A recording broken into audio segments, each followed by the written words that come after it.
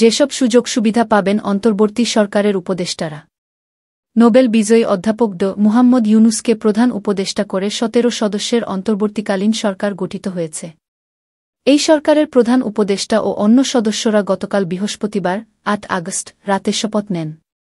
পরে আজ অন্তর্বর্তীকালীন সরকারের প্রধান উপদেষ্টা মুহাম্মদ ইউনুস বিভিন্ন মন্ত্রণালয় বিভাগের দপ্তর বণ্টন করেছেন।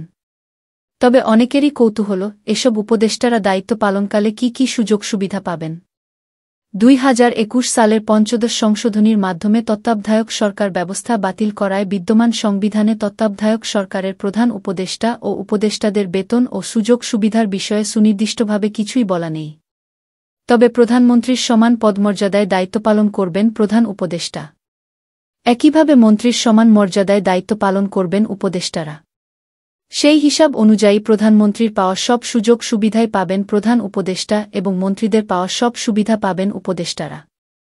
তবে দায়িত্ব পালন শেষ করে তারা যখন সরকার ছেড়ে চলে যাবেন, তখন তারা সবাই সাধারণ নাগরিক হিসেবে বিবেচিত হবেন। এক্ষেত্রে একমাত্র প্রধান উপদেষ্টা দায়িত্ব ছাড়ার পরে সরকারি ব্যবস্থাপনায় ২ বছর আবাসিক সুবিধা পাবেন। বঙ্গভবন সূত্রে এসব তথ্য জানা গেছে। The prime ministers remuneration and privilege amendment bill ২০১৬ অনুযায়ী বাংলাদেশের প্রধানমন্ত্রীর বেতন মাসে ১,০৫,০০০ টাকা। এছাড়া তিনি মাসিক বাড়ি ভাড়া পান ১ লাখ টাকা, দৈনিক ভাতা পান ৩,০০০ টাকা। বর্তমান প্রধান উপদেষ্টাও একই সুবিধা পাবেন। প্রধানমন্ত্রীর মাসিক বেতন ছাড়াও যাতায়াত খরচ, বাড়ির ভাড়া, ডেইলি অ্যালাউন্স, ইন্স্যুরেন্স সুবিধা, কূটনৈতিক পাসপোর্ট, নিজের দফতরের এবং অন্য টেলিফোন ব্যয়, চিকিৎসা সেবাসহ আরও অনেক সুবিধা পেয়ে থাকেন সরকার প্রধান, যার তার পুরোটাই দেয় রাষ্ট্র। নতুন সরকারের প্রধান উপদেষ্টার জন্যও এসব খরচ পুরোটাই দেবে রাষ্ট্র। বাংলাদেশের প্রধানমন্ত্রীরা সাধারণত নির্বাচিত হওয়ার পর একটা সরকারি বাসভবন পান। এর সাজানো থেকে শুরু করে রক্ষণাবেক্ষণের যাবতীয় খরচ বহন করবে সরকার। কেউ চাইলে নিজের বাড়িতে অথবা অন্য কোথাও বাড়ি ভাড়া নিয়েও থাকতে পারবেন। সেক্ষেত্রে সেই বাড়িও সরকারি টাকায় অত্যাধুনিক বিলাসবহুল করে সাজিয়ে দেওয়া হবে। বাড়িভাড়া হিসেবে প্রতিমাসে ১ লাখ টাকা পান প্রধানমন্ত্রী। তার বাড়ির নিরাপত্তায় থাকেন স্পেশাল ফোর্সের সদস্যরা। বর্তমান উপদেষ্টাও একই সুবিধা পাবেন বলে জানিয়েছে বঙ্গভবন সূত্র। প্রধানমন্ত্রীর মতো প্রধান উপদেষ্টাকেও বিদ্যুৎ, গ্যাস, টেলিফোন, পানির বিল যত খরচই হোক না কেন, সবকিছুই খরচ হবে রাষ্ট্রীয় কোষাগার থেকে। দেশ এবং দেশের বাইরে যাতায়াত করার জন্য প্রধানমন্ত্রীর যে টাকা খরচ হয়, তাও সম্পূর্ণ বহন করে রাষ্ট্র। দেশের মধ্যে ট্রেনে যাতায়াতের ক্ষেত্রে তার জন্য বরাদ্দ থাকে বিলাসবহুল রেলওয়ে সেলুন কোচ। পরিবারের কোনো সদস্য থাকলে তারাও ফ্রিতে যাতায়াত করতে পারেন। এছাড়াও বিমানে ভ্রমণে যে খরচ হয় তাও বহন করে রাষ্ট্র। আকাশপথে ভ্রমণের সময় রাষ্ট্রীয়ভাবে বাৎসরিক ২৫ লাখ টাকার ইন্স্যুরেন্স কাভারেজ পান বাংলাদেশের প্রধানমন্ত্রী। এছাড়াও প্রতিদিন ৩,০০০ টাকা পান তিনি। প্রধান উপদেষ্টাও একই সুবিধা পাবেন। একইভাবে মন্ত্রিসভার একজন পূর্ণমন্ত্রীর সমান বেতন ভাতা ও আনুষঙ্গিক সুযোগ সুবিধা পাবেন তত্ত্বাবধায়ক সরকারের একজন উপদেষ্টা।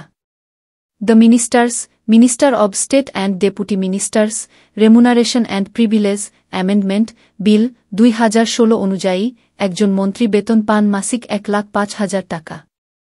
মন্ত্রী, প্রতিমন্ত্রী বা উপমন্ত্রী কাউকেই তাদের বেতনের জন্য কোনো কর পরিশোধ করতে হয় না। সেক্ষেত্রে একজন উপদেষ্টাকেও রাষ্ট্র একই সুবিধা দেবে। সরকারের নিয়ম অনুযায়ী একজন মন্ত্রী দৈনিক ভাতা পান ২,০০০ টাকা। নিয়ামক ভাতা পান মাসে ১০,০০০ টাকা। স্বেচ্ছাধীন তহবিল থাকবে ১০ লাখ টাকা। মোবাইল ফোন কেনার জন্য ৭৫,০০০ টাকা। সরকারি খরচে সার্বক্ষণিক গাড়ি পাবেন। ঢাকার বাইরে অফিসিয়াল ট্যুরের জন্য অতিরিক্ত একটি জিপ গাড়ি পাবেন, যার যাবতীয় খরচ সরকার বহন করে। উপদেষ্টারাও এই সুবিধা পাবেন। উপদেষ্টারা সরকারি খরচে রেল ভ্রমণ ও বিদেশ ভ্রমণের খরচ পাবেন। বিদ্যমান আইন অনুযায়ী সরকারের একজন পূর্ণমন্ত্রী বিনা ভাড়ায় সরকারি বাসভবন সুবিধা পান। তার বাসার গ্যাস, বিদ্যুৎ, পানি, টেলিফোন সহ ভবনটির যাবতীয় রক্ষণাবেক্ষণ সরকার বহন করে সরকার।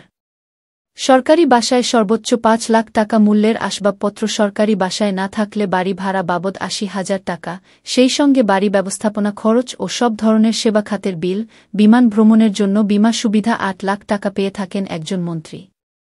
এছাড়াও মন্ত্রীরা সার্বক্ষণিক নিরাপত্তা প্রহরী পান। বাসস্থান থেকে অফিস বা অফিস থেকে বাসস্থানে যাতায়াতের জন্য খরচ পান। নিজের এবং পরিবারের সদস্যদের ভ্রমণ খরচও পান তারা। এছাড়া অন্তত 2 জন গৃহকর্মীর ভ্রমণের খরচ পান একজন মন্ত্রী। এসব সুবিধাই নতুন সরকারের উপদেষ্টারা পাবেন বলে ধারণা করা হচ্ছে। আসছেন ইউনূস, তাই আবু সাঈদের বাড়িতে হচ্ছে রাস্তা। আসছেন ইউনূস, তাই আবু সাঈদের বাড়িতে হচ্ছে রাস্তা। একজন মন্ত্রী উপসচিব পদমর্যাদার একজন একান্ত সচিব, সহকারী সচিব পদমর্যাদার একজন সহকারী একান্ত সচিব এবং ক্যাডারের বাইরে থেকে আরেকজন সহকারী একান্ত সচিব ও জাতীয় বেতন স্কেলে 10ম গ্রেডের 2 জন কর্মকর্তা পান। আরও পান একজন জমাদার ও একজন আরদালি, 2 জন এমএলএসএস এবং একজন পাচক বা পিয়ন। এসব সুবিধাও দেওয়া হবে উপদেষ্টাদের। আইনশৃঙ্খলা পরিস্থিতির উন্নতি করাই প্রথম কাজ, স্বরাষ্ট্র উপদেষ্টা। আইনশৃঙ্খলা পরিস্থিতির উন্নতি করাই প্রথম কাজ, স্বরাষ্ট্র উপদেষ্টা। এ বিষয়ে মন্ত্রিপরিষদ সচিব মাহবুব হোসেন জানিয়েছেন, প্রধান উপদেষ্টা প্রধানমন্ত্রীর মতো রাষ্ট্রের নির্বাহী দায়িত্ব পালন করবেন। উপদেষ্টারাও মন্ত্রণালয়ের মন্ত্রীর দায়িত্ব পালন করবেন। সে ক্ষেত্রে তারা রাষ্ট্রের বিদ্যমান সব সুযোগ সুবিধাই পাবেন।